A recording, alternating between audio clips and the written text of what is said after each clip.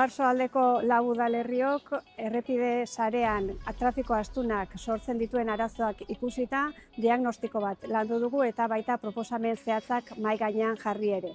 Helburua ez da inolaz ere jarduera ekonomikoa edo mugikortasuna mugatzea, baizik eta trafiko logistikoa modu ordenatuago batean bideratzea. Sortzen zaizkigun arazoak ez dira puntualak. Arazo estruktural bat daukagu, eragiten duena noski mugikortasunean, baina baita bide segurtasunean ere, osasun publikoan, herritarren ongizatean, ingurumenean eta baita gure eskualdearen lehiakortasun ekonomikoan ere. Egin dugun azterketak erakutsi digu gure errepide sarean 9.000 kamioi baino gehiago dabiltzala egunero. Lanbarrengo industrigunea dugu eragile nagusia. Gaur egungo errepide sarea ez dago egokitua trafiko astuna modu zuzen, bereizi eta jerarkizatu batean kudeatzeko. Egindako azterketan oinarrituta eredu digital nodal bat garatu dugu.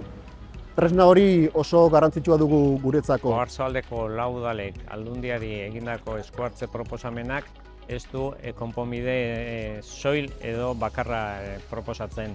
Ikuspegi integral eta jasangarriez egindako proposamenak dira. 3 lan ildo nagusi ditu.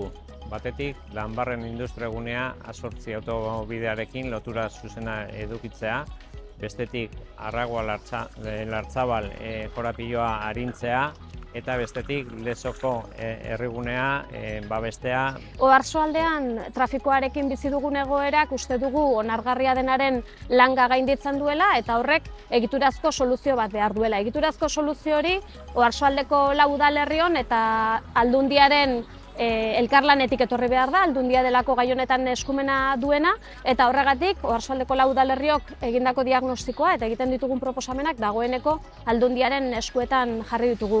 Uste dugu soluzioak ezin ditugula geroratu eta proposamenak eta irtenbideak adosteko unea dela, beti ere bi erronka oso presente edukita, alde batetik gure industriaren lehiakortasuna hobetzea eta bestetik gure herrien eta herrikideen jasangarritasuna eta bizikalitatea bermatuta.